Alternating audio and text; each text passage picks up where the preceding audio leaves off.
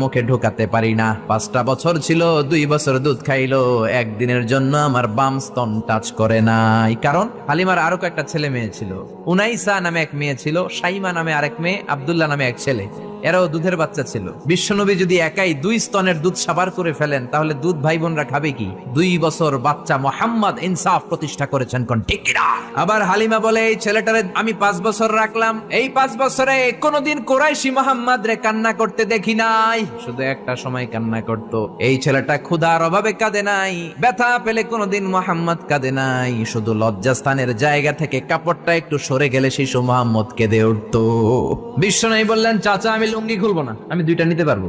আবু তালেব বলল, সমস্যা নাই, খোলো। বিশ্বনবী কয় না, খুলবো না। আবু তালেব বিশ্বনবীর লুঙ্গির গোছায় ধরে টান দিলেন। টান দিতে দেরি হয়ে যায়, বিশ্বনবীর বেহুশ হতে দেরি হয় না।